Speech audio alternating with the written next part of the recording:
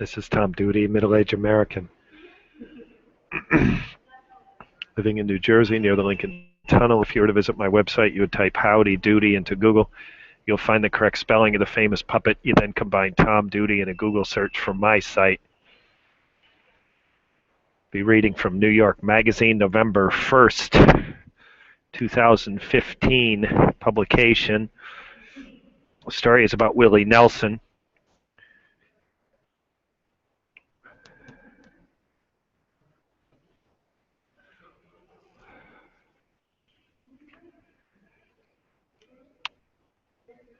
Cover says Big Pothead versus Big Pot. That's the cover of the magazine. It is the cover story. The story itself is titled Willie Nelson's Crusade to Stop Big Pot.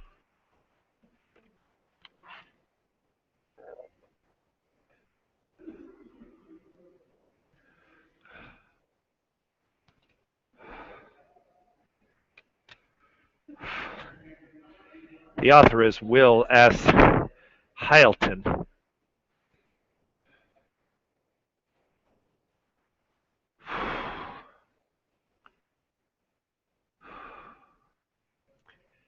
Backstage at Pharma is a hidden city. You enter through a guarded gate just north of the concert pavilion, leaving the woozy crowd and vendors hawking organic snacks. Then you drift through a gaggle of agitated assistants, past the roadies, bustling about, and you follow a trail of golf carts, heading for the residential district, where dozens of tour buses have crammed together to accommodate the sheer number of headlining acts, with John Mellencamp's people over there, Neil Young's entourage there, Dave Matthews and Kacey Musgraves, and Jack Johnson, each presiding over a small convoy of RVs, which you slip between and among, ducking down the narrow alleys until at last you burst into an enormous plaza that surrounds the Honeysuckle Rose.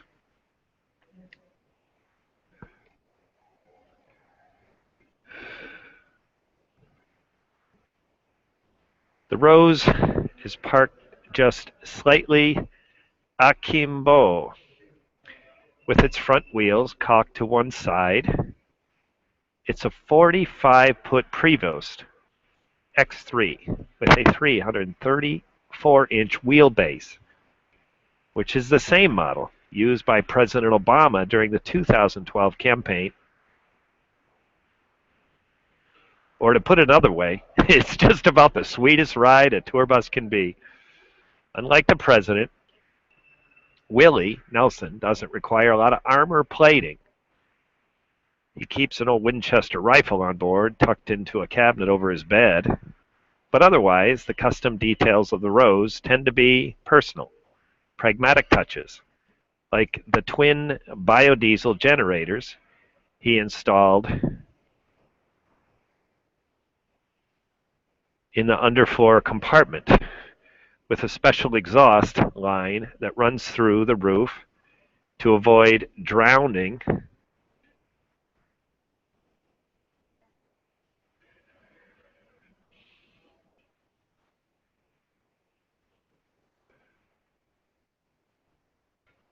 the bus into fumes. Today, a crisp September afternoon, under the yawning Illinois sky, there is a far more pleasant smoke wafting around the plaza, billowing, in fact, from every crack and gap in the carapace of the Rose. That's because Willie Nelson's on board, wailing on a monster spleef.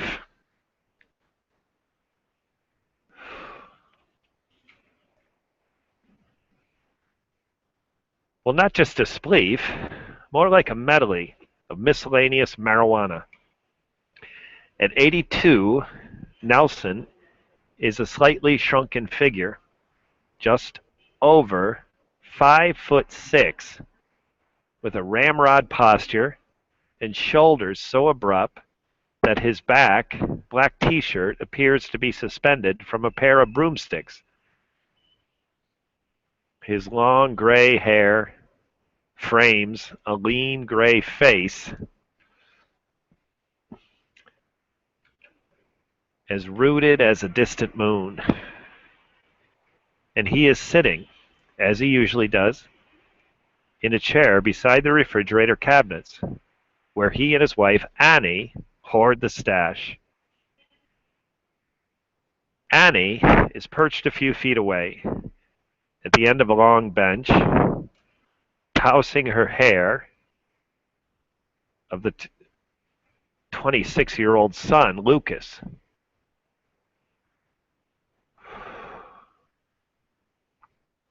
Who is lying down with his head in her lap. The decor of the Rose, you might call it 70s luxe. There's a lot of dark leather piled into pleats and dark wood carved into extravagant spindles. On the table in front of Willie is a vase full of pencils, an orange lighter, and a smattering of pre-rolled doobies. An ashtray cluttered with the remnants of joints gone by, a dish of loose cannabis caked with keef, 3 slim vaporizers of marijuana extract, and a deck of black playing cards printed with the words Willie's Reserve in saloon lettering. Nelson leans back in his chair and pulls a long draw from a burning spleef. That's good weed, he mutters quietly, reaching up to crack the window. Outside, the stage is just a few feet away, but facing the wrong direction. The muddled music filters onto the bus like the nose of a wet highway. Like the noise of a wet highway. Nelson stares out the window as if noticing the concert for the first time. It's the 30th anniversary of Farm Aid. And sometimes he can't believe it is still happening. I was dumb enough to think 1 or 2 of these would be enough, he says. All those smart guys in Washington would get together and work out the problems. The problems in American farming 30 years ago were as intractable as they were abundant. Trapped in a cycle of rising interest rates, plunging property values, volatile markets, and drought, thousands of families found themselves sliding into bankruptcy and foreclosure. The suicide rate among Midwest farmers surged twice the national average, and it sometimes seemed as whole communities were in the corn belt were either broke or dying. We were losing like 300 farms a week, Nelson says now. The idea to throw a benefit concert first hit him on July 13, 1985. He was in Philadelphia to play a Live Aid fundraiser for victims of famine in Ethiopia when Bob Dylan took the stage and suggested that some of the proceeds might be shared with U.S. farmers. The organizers of the concert, Bob Geldof, dismissed that proposal as out of hand, later saying it was crass, stupid, and nationalistic to conflate the two issues. But the whole thing got Nelson thinking. A few weeks later, he was at the Illinois State Fair having a bowl of chili and a beer with the governor, Jim Thompson, when he brought up the idea again. A month later, they pulled it off at a stadium in Champaign. The performers included B.B. King, Johnny Cash, Loretta Lynn, and they raised $9 million that year, and they've been at it ever since. Things are a little better now, Nelson says, twirling a black vaporizer pen between his fingers. People have started thinking about buying and growing sustainably.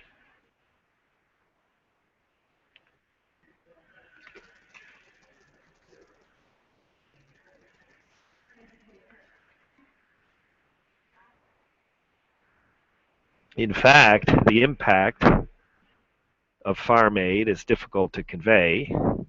The past 3 decades have seen a radical shift in Americans' attitudes about food. The project of supporting local farmers is by no means finished business. But if the modern supermarket tells us anything, it's that trend lines are going Nelson's way. Tart little ugly apples of honking tomatoes have pushed their way onto shelves, once dominated by Big Borg. The organic label has become de rigueur to a whole swath of consumers. And the force of big agriculture have, like big tobacco and big pharma, fallen into widespread disrepute. It is easy to forget that just 30 years ago, basically nobody was talking about these things, and that Nelson, as much as anyone, helped to mobilize the local food movement. But now he enters the final phase of his life. Nelson is gearing up for a different battle. He has been a vocal advocate of marijuana legislation for more than half a century. But he has watched the last few years unfold with a combination of joy and dread. Even as a country has softened its stance toward marijuana, a legion of large corporations has gathered to dominate the legal market. Nelson figures he has at least one good fight left. In what he has, it may be his last political act, he's declaring war on Big Pot. By way of first principles, let us pause to establish that legalization is here. The fight is over. Legal weed has arrived. All that remains is for the last chips to fall. Some form of marijuana has already been approved in 23 states, and roughly 80% of the American public currently favor medicinal use. Support for recreational pot has also been rising over the past decade, and more people in favor of full legalization than against for the first time in 2011. The following year, Colorado and Washington became the first 2 states to permit recreational use. It is now perfectly legal in both places to shamble into a dispensary, plunk down a stack of crinky bills, purchase a bag of high-grade weed, and for no loftier purpose than to get high. Last year, Oregon and Alaska approved similar measures, and this month, the bellwether state of Ohio will vote on a proposal to join them. Next year, at least 5 additional states will consider the same question, while another dozen are working on comparable ballot initiatives. And in 15 states and Washington, D.C., possession of a drug for personal use is no longer a crime. The consensus among doctors has returned to where it stood 8 decades ago, when the American Medical Association loudly opposed the decision to make pot illegal in the first place. Even the federal government is beginning to change course.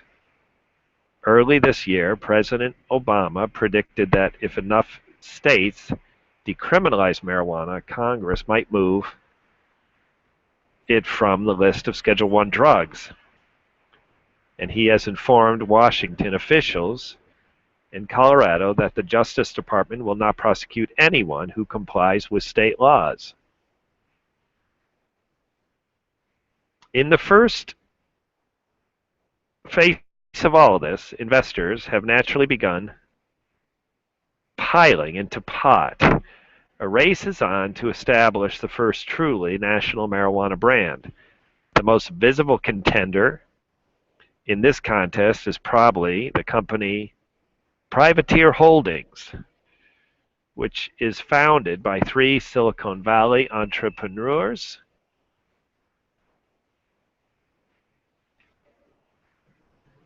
One of whom had never smoked pot in his life, but somehow managed to persuade the Bob Marley family to license his name and image to their packaging.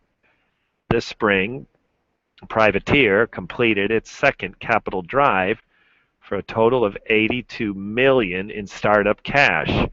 Or maybe the rise of corporate marijuana is better illustrated by a tech millionaire, Jamie Hyman Shively, who announced his plans in 2013 to create a chain of pot shops modeled on Starbucks. That would mint more millionaires than Starbucks, he acknowledged. We are big marijuana. Even the most ardent advocates of legalization have been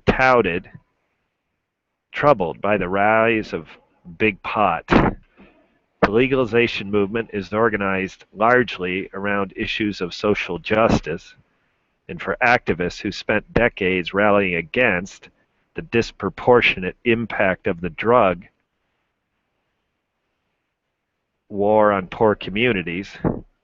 It has been unsettling to watch legalization engender a new slate of economic disparities. Alison Holcomb, who wrote the initiative to legalize recreational marijuana in Washington state, told me that a cannabis industry dominated by large corporations would threaten the core values of the legalization movement. It looks like the concentration of capital that we have seen with big alcohol and big tobacco. She said, I think that's problematic for cannabis law reformers because it plays into our opposition's strongest argument. Holcomb pointed to the initiative in Ohio this month where a consortium of large marijuana investors have spent about $15 million to promote legalization, while opponents have spent less than $1 million and focused not on legalization itself, but on the fact that the new law would permit only 10 of those large producers to operate in the state.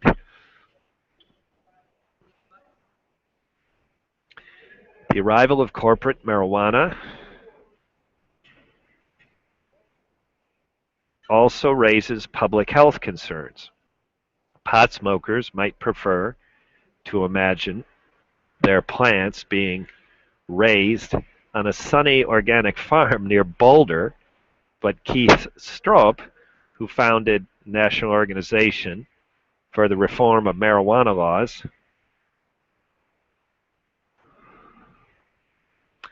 points out that when big companies grow things, they tend to rely on chemical methods of industrial agriculture. For the average little black market grower, it's done on a much smaller scale, and they're not even using pesticides, Stopl told me.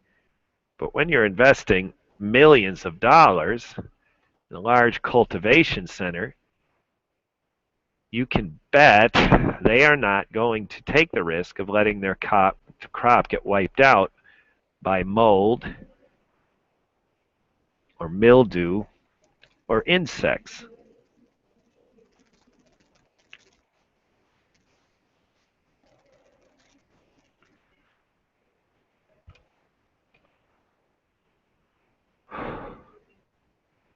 Already, industrial pesticides have turned up on thousands of legal marijuana plants.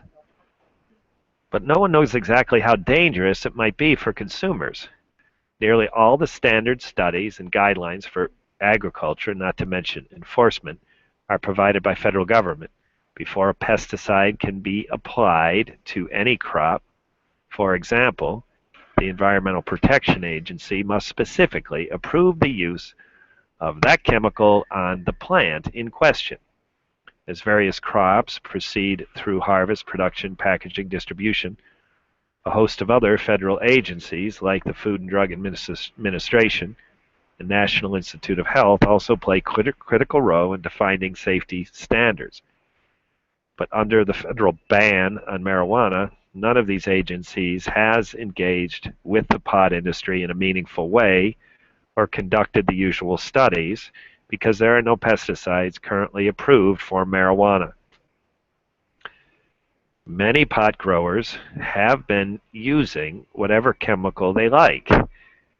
Whitney Crenshaw, a professor of entomology, Colorado State University, and one of the state's leading experts on pesticide application, told me that some of the chemicals being sprayed on pot plants these days are so noxious they'll make your skin crawl.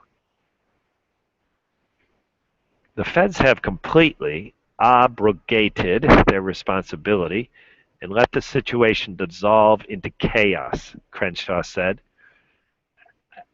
Avid is being used. The other big one is fluoramide. And the one I don't really know, don't get is imidacloprid, which I can't even understand why you would use on this crop. It actually makes the mites worse, but the growers don't know what they're doing. Earlier this year, officials in Colorado discovered that 60,000 marijuana plants at a growing operation in Denver have been sprayed with another pesticide, miclorbutanil.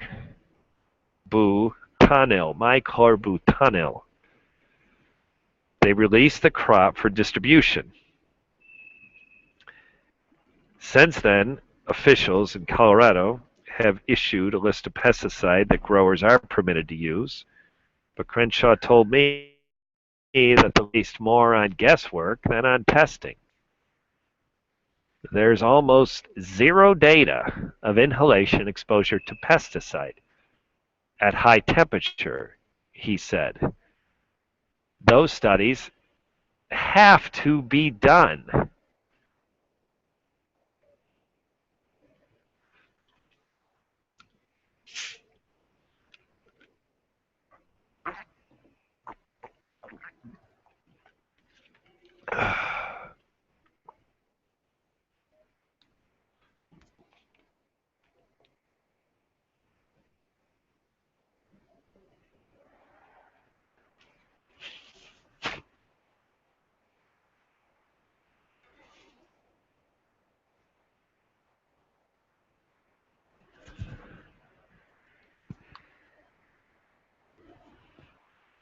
Without the federal government bringing its regulatory and scientific expertise to emerging pot market, some advocates have begun to wonder if local officials can ever rise to the task. Local officials can ever rise to the task. The mechanisms of the state's regulatory offices, they say, are not designated to replace a massive institution like the U.S. Department of Agriculture or Health and Human Services. There is only so much that we can do, Holcomb said. We will never be able to require everyone to comply with the requirements that we would like to see. Instead, she began to hope for a kind of deus ex machina to appear, some benevolent corporation counterweight to traditional corporate interest. We have to find people who have large amounts of capital and who are willing to engage in socially responsible business practice, she said. We will give the consumer a choice to say, yeah, I want to buy from that company, from a company who actually cares.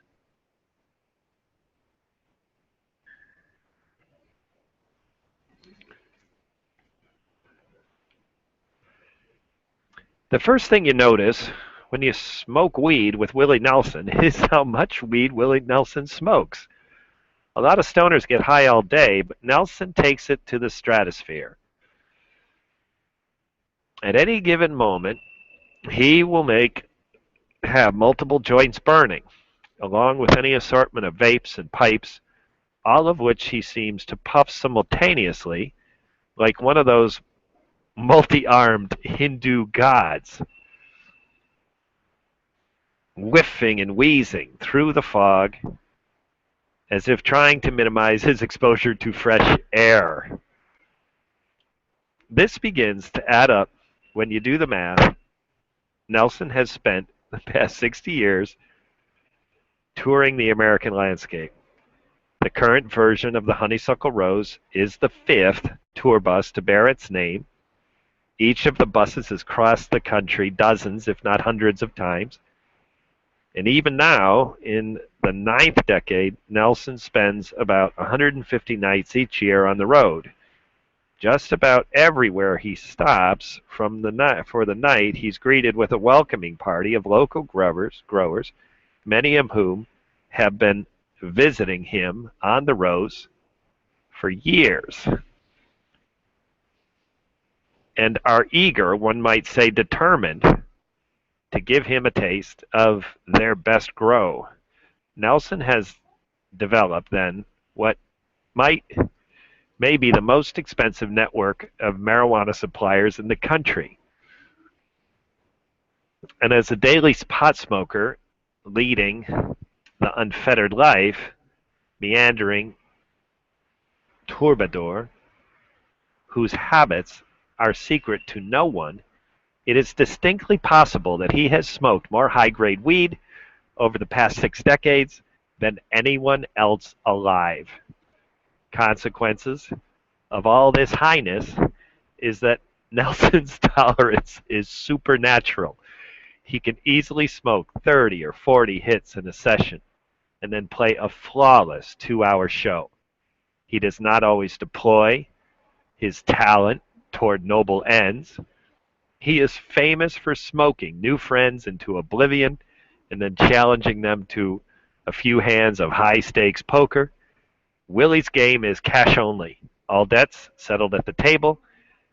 This has led to stories among his intimates of the time he refused to let Woody Harrelson leave the room until he could deliver $40,000 in cash. It has also led to more than one folk song about the perils of smoking with Nelson, including Toby Keith ballad with the refrain, "I'll never smoke weed with Willie again," and a new jingle introduced by Jack Johnson at Farm Aid this year, whose chorus revolves around the line, "Willie got me stoned and took all my money." I first met Nelson this summer behind a casino at Atlantic City. He was passing through town to play an outdoor concert, and I joined him on the Honeysuckle Road to discuss his plans to open a marijuana company and to sample a few of his favorite strains. He had announced his new company in March, but other than the name Willie's Reserve, nobody seemed to know much about it. There was still a lot of confusion, for example, about whether Willie's Reserve referred to a new strain of weed that Nelson and his friends had developed, or if it was a complete line of cannabis products, or maybe he was opening a collection of retail stores where you could buy and smoke and chill.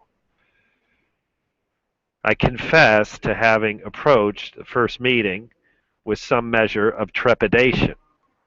I have spent plenty of time around weed, like many people have, enjoyed my share, but I am not a frequent smoker and rarely take more than a hit or two.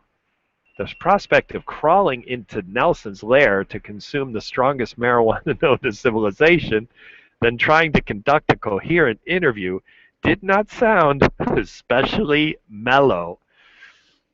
I spent a few weeks before the meeting in a training regimen. This began with a nightly puff of smoke, then 2 per night, and then 3, until eventually I could burn a couple of joints without coming entirely apart.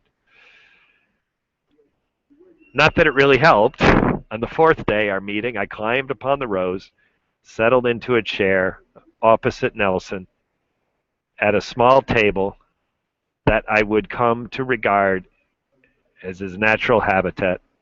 I guess about 3 minutes had passed of small talk before he hoisted himself up, rummaged through the overhead cabinets, and plopped back down with a pair of cardboard boxes filled with pre-rolled joints.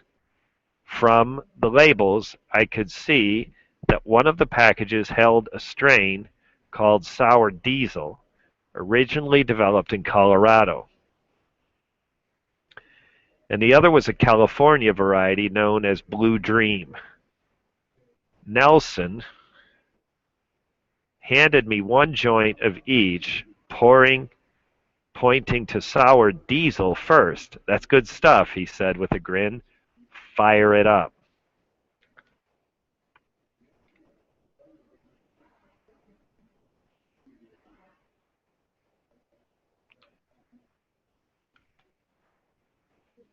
The taste of the weed was huge and oily, another dimension from what I was smoking at home, and against my better judgment, I took a long haul before passing it back to him. Nelson pulled the same, seemed like an entire joint into his lungs with a single drag, finally prying it away and croaking on the exhale. "Now let's take a couple of hits of that one and see if we can tell the difference." We spent the next hour burning down joints, a collection of vaporizer cartridge filled with marijuana concentrates, but the more we smoked and talked about smoking, the more I began to realize that Nelson knew almost nothing about the plant. He really wasn't sure what kind of weed we were smoking or how the various strains might differ from one another. He had never pulled a cannabis seed in the ground and didn't intend to. "Why should I grow it if this guy over there or that guy over there already has it?" he asked. He also didn't have much interest in the profusion of pot.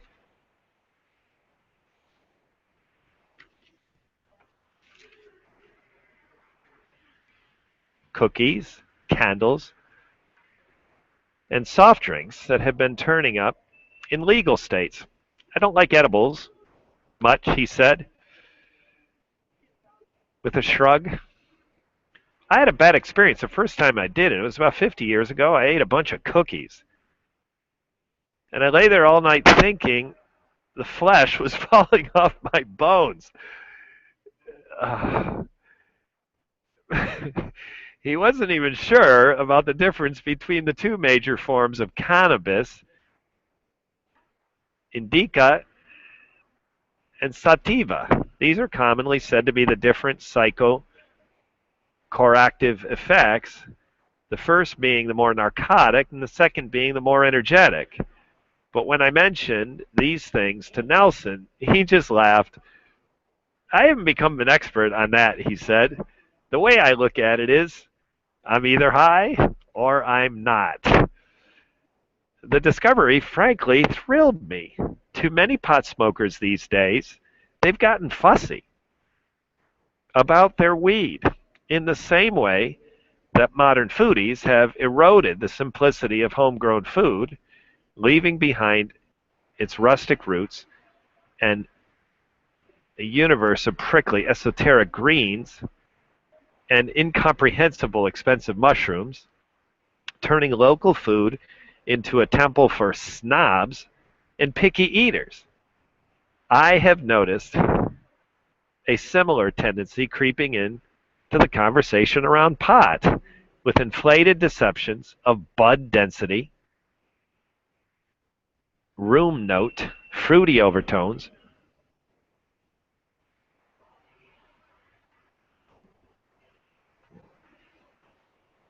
and heritage genetics, usually pro-offered in the grandiose vocabulary of the dismal jerk who flips out every time.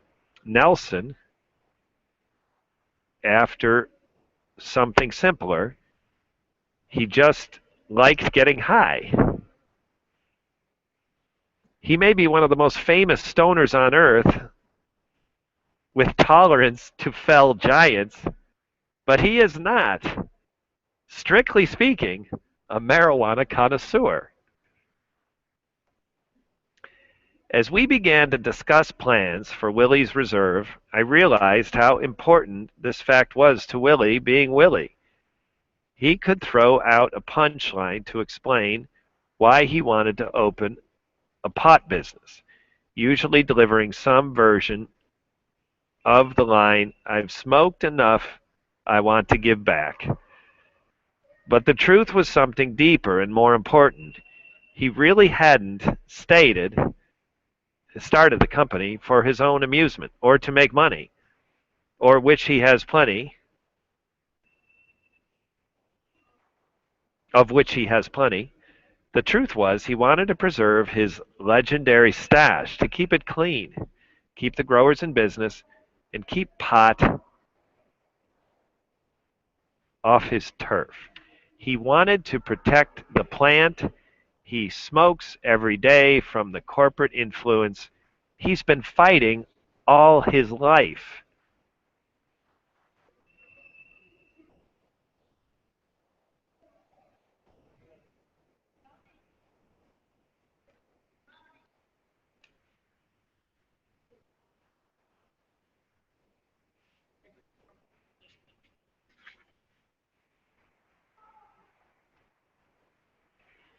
One story in particular illustrated this year. Last year, when a group of investors first approached Willie with the idea to start a pot company, he invited the group's leader, Andrew Davidson, to a meeting in his ranch in Texas. Davidson told me that he arrived for the meeting at 11 on Saturday morning, and he had set up his laptop on Nelson's kitchen table. He planned to pitch the marijuana company as a straightforward business and would tap into Nelson's authenticity to reputation as a lifelong stoner. I basically ran through a PowerPoint what we think the opportunity is, how we go about it. The next step, Davison recalled. At the end, Willie looked at me and said, "That's great, but I want to tell you my values." And he proceeded to lay them out. He talked about social justice and growing up on a dirt floor and his connection to all sorts of different disadvantaged communities. And he pointed out that there are plenty of enterprising black entrepreneurs who are going to jail for doing what we're doing. Then he said, "I really believe in the environmental aspect of this. It's a great way to revitalize small farms. I want to make sure that any product we grow is as clean as we can make it, and that, whenever possible, we're trying to lower the environmental impact of our operations." Davidson laughed,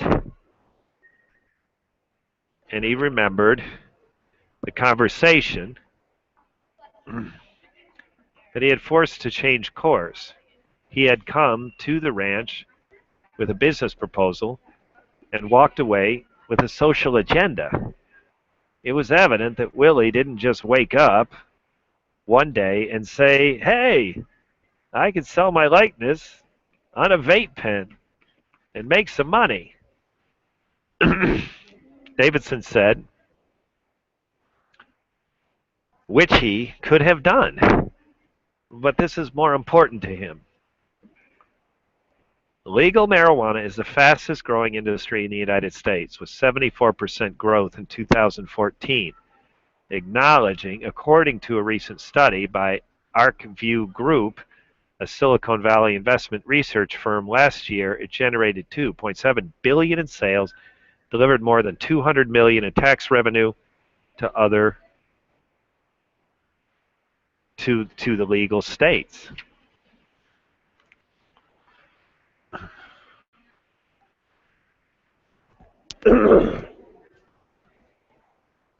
In Colorado alone, the $88 million raised from pot was more than double that of alcohol. 3 marijuana business models.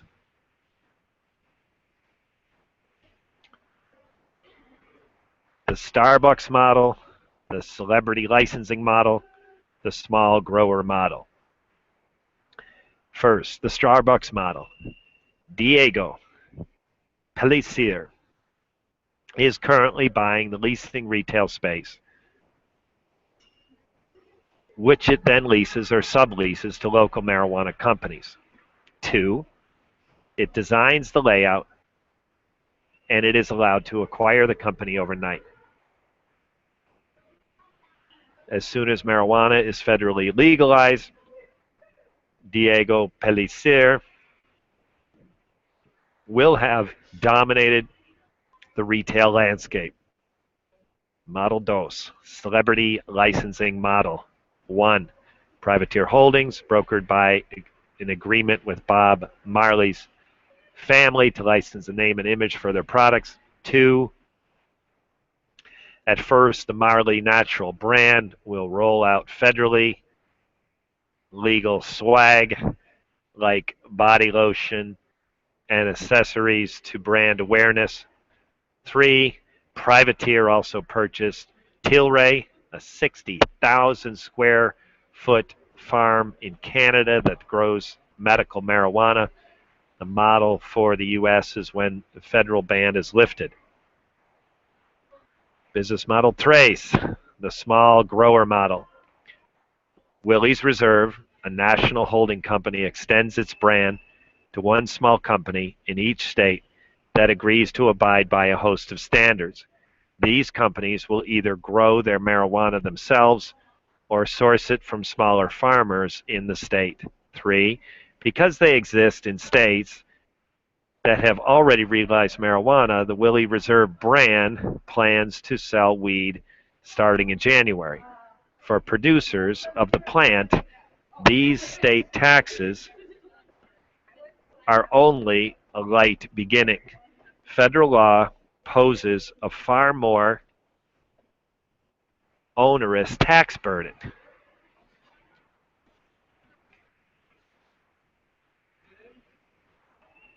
That's because marijuana falls under an obscure section of the tax code, which makes it nearly impossible for companies to report their earnings like a normal business. Among other things, they may not conduct their operating expenses. They may not deduct their operating expenses, such as rental space, employee salaries, and other costs of growing equipment, without which some producers are paying an effective federal income tax of 70%. Many large banks have also refused to let marijuana companies open accounts, leading to an industry awash in cash. Obscure accounting methods and armed guards, the legal minefield is just one of the reasons that big tobacco companies like Altria and R.J. Reynolds have said they are not planning to enter the green rush anytime soon. Wall Street, however, has been far more willing to experiment with marijuana, on several investment firms like Viridian Capital Advisors have sprung up to tap the burgeoning market.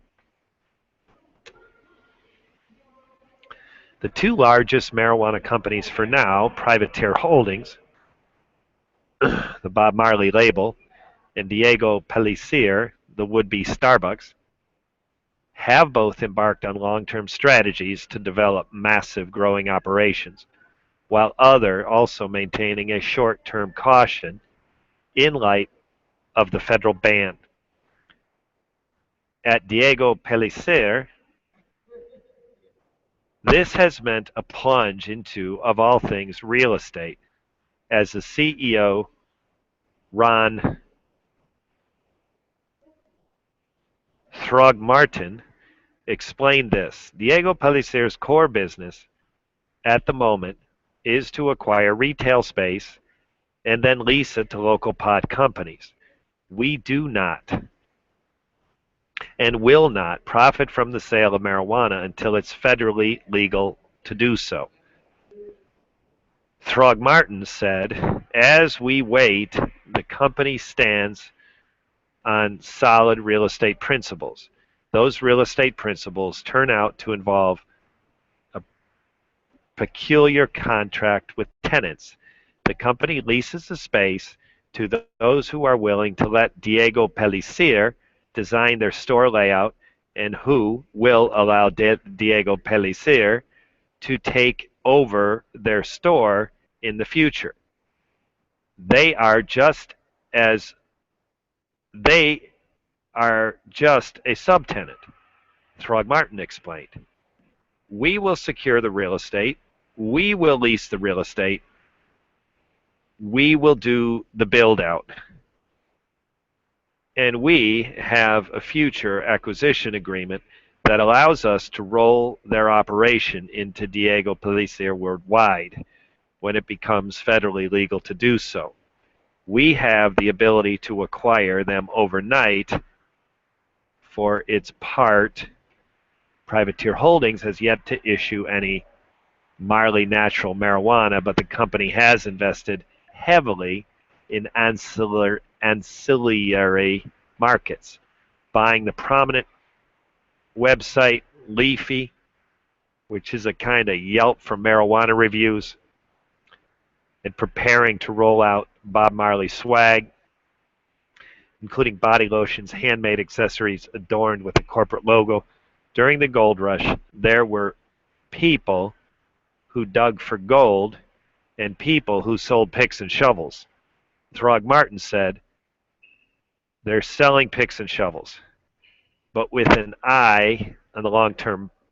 Privateer has also purchased a Canadian company, Tilray, which grows medical marijuana in a 60,000 square feet British Columbia.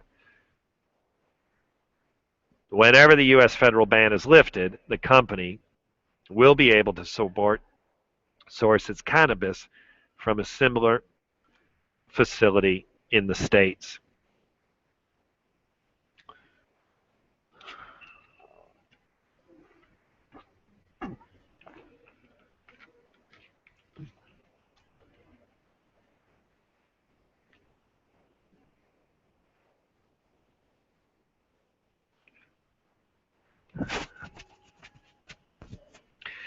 Meanwhile, the companies have already producing pot at the state level can be divided roughly into two groups. Those who are trying to grow premium marijuana from a boutique market and those who want to emulate the mass production, high volume ambitions of big pot.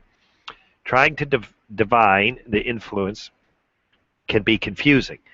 In any given dispensary, one is likely to encounter dozens of labels promising clean and natural weed, but there is no uniform definition for what these words mean. Some companies, like Avitas Agriculture in northern Washington and Maggie's Farm in Colorado, have adopted strict internal standards, rejecting noxious chemical additives and relying on locally sourced organic supplies.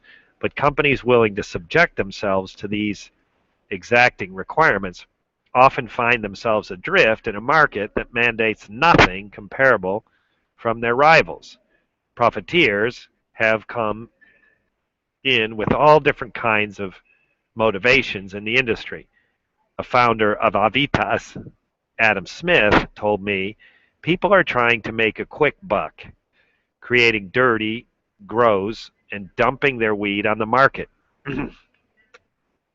Davidson, who is now CEO of Willie's Reserve, has been wrestling with all these issues, and I met up with him at Farm Aid to hear what he had in mind. He is tall, athletic man with a ready smile and the sort of mountain preppy vibe that one encounters in the pages of a Patagonia catalog. Before starting Willie's Reserve, he was working with clothing companies, Per Lezumi, Crocs, served on the advisory council of the National Outdoor Leadership School. At Farm Aid, he was presiding over a far less wholesome enterprise, if no less fun. A few slots away from Willie's bus, he had parked a tasting room for Willie's Reserve. The bus turned out to be a prior version of the Honeysuckle Rose, but in at least one respect, the old bus had a leg up on the new one. Nelson had a lot of weed. Davison had little else. There was a riot of stuff, stacks, perfectly rolled joints, and a cardboard filters and twisty tips, mason jars crammed with cannabis, all of shades and scents and varietals, supportive tin cans brimming with monstrous buds size of a baby's arm. There were convoluted water pipes of brown glass, a stack of cocktail napkins printed with the word puff, puff, give, and propped up against the wall a sign that said Willie's Reserve is for shaving. Above the hashtag share the stash. As rolling around the country with mountains of marijuana was nothing to keep secret. I took a seat on the bus as Davidson packed a bowl with a particularly lime-hued varietal, and we retired to a sofa to chat about the plans of the new company. He acknowledged at the outset that the building a national company in accord with Nelson's standards has been vexing. In addition to all the peculiar problems that faced a small pot grower, a litany of other obstacles confronted a national brand. Foremost among these is the problem of interstate transport. The Obama administration has been clear that it will not allow producers to distribute pot across state lines, which makes it virtually impossible for Willie's Reserve to market a consistent product nationwide. A grower in Colorado might develop a measuring new strain of weed, but there is no legal way to produce it anywhere else. No plant, seed, clone, cutting can leave the state. It means that you have to look for alternative ways to set up a company structure, Davidson said. That business model he was developing, he explained, is a hub of ever-growing wheel.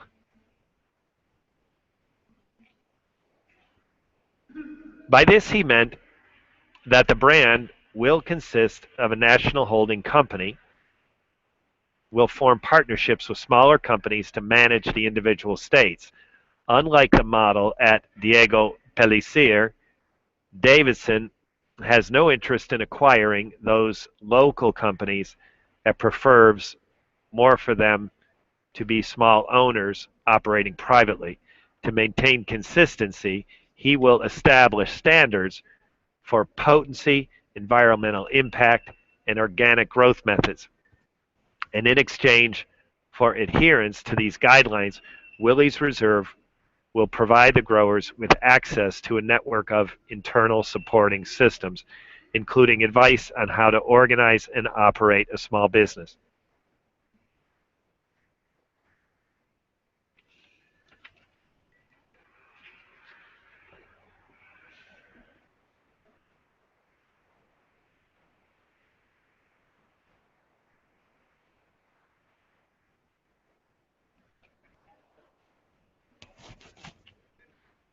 We define the process in detail, Davidson said, whether it's grow processes, genetic processes, production processes, all of them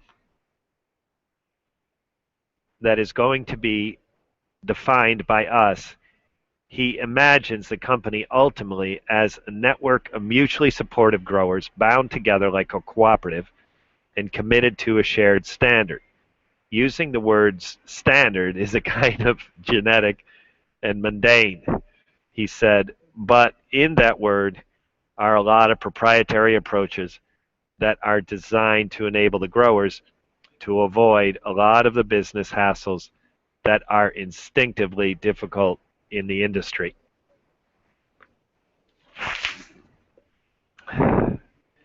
This was essentially the business that Holcomb, the author of Washington's legalization bill, had been hoping someone would create. What she described to me, the empowerment of local small business and giving them the opportunity to participate in the marketplace. Whether such a business could strive was another question, but Davison told me that the market research suggested they were tapping a deep vein. When we did our quantitative research, one of the things that was glaringly jumped out is that consumers want this, he said. They want to know where the product comes from. They want to know it's clean and cared for. They want to know it was local grown and that it was a connection with their community. It just so happens that it fits perfectly with the regulatory requirement. And more importantly, it fits with Willie. It's also something that investors have bought into. As far as we sat together at FarmAid, Davidson had just closed the company's first major deal. After 10 months of negotiation, he had secured several $1 million in financial support from a cannabis investment firm, Tuatara Capital, whose chairman, Mark Zitman, and chief investment officer, Al Foreman, told me they were entirely on board with Davidson's do-gooder approach. And at some point, we believe there will be an agency tasked with regulatory safety standards, Zitman said. And when those standards are put in place, our goal is for Willie's Reserve to be well inside standards.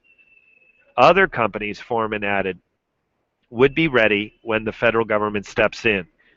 As standards come into play and more rules and regulations become common, there are a number of operations in the industry who will have to change their basic blueprint, he said. All of the principals expected Willie's Reserve to be in stores by the 1st of January.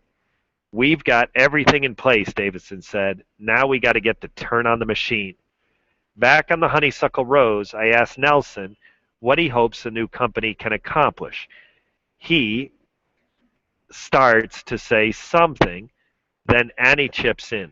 If you believe in the free market, then a decentralized market is free, she said. And with a free market, people have a choice to buy clean herb. There's some over there, and there's some over there, and the market can demand what people want. I mentioned that it sounds a lot like the goal of FarmAid, to buttress small farmers and sustainable agriculture so that customers have a healthy option. Willie nods. We've had to be very careful because of the tax status with FarmAid, he says, referring to the fact that FarmAid is a nonprofit organization and could risk its standing by breaking the law. We don't want to do anything that's going to piss anybody off or give the federal guys a reason to come and take FarmAid money. It's all come together eventually, but it has to happen legally. He takes a long drag of his vaporizer, stares out the window again. These problems could have been fixed on the first day, he says, finally, but you have a lot of bureaucracy and bullshit, a lot of big corporations. So that's what we're up against. They're trying to monopolize it all, and that's horseshit. That ain't right, and we'll do everything we can to keep it from happening. It's getting late, and Nelson has to prepare the final set of the night. An assortment of old-time gospel and country featuring all of Farm Aid musicians at once. As I turn to leave, he stands up with a grin and offers me a massive joint. Here, he said, slipping it into my shirt pocket. Have a little reserve for the road. This article appears November 2nd, 2015, issue of New York Magazine. This article has been corrected to show that Willie Nelson's tour bus was 334-inch wheelbase, not 334 foot. So listeners, this is Tom Duty. I read it correctly because the text had been corrected between the publishing date and my web grab. I also want to so again, I continue with comments by Tom Duty, not in the text of the article. I want to repeat the New York Magazine, Willie's Crusade to Stop Big Pot. Now this is Willie is a cover story, and it says Big Pothead versus Big Pot, and the author is Wil S Hylton. It is Hylton, so it would be just like Hilton, only it swaps the I in Hilton, like the hotels, with a Y like Y. Wil S Hylton. I make such emphasis on his fame, on his name. I believe this is a rare moment in literature. You think about the legendary nature of Willie Nelson being late in his life. It comes in union with the writing skills of Hylton, and without question, there is a personal interest by Hylton, and there is also an admiration of Willie Nelson.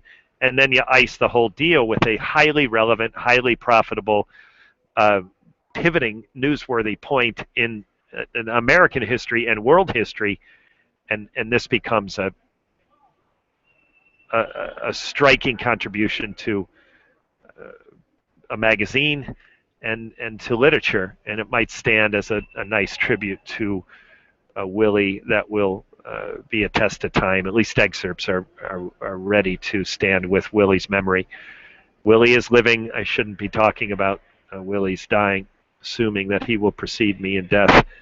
I do hope to be preceded in death by Willie Nelson rather than the opposite.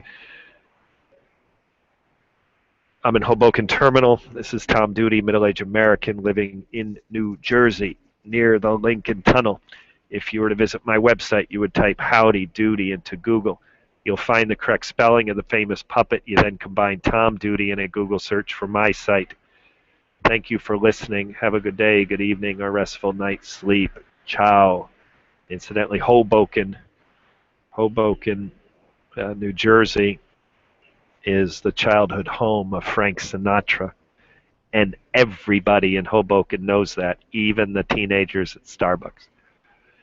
Thank you for listening. Have a good day, good evening, or restful night's sleep. Ciao.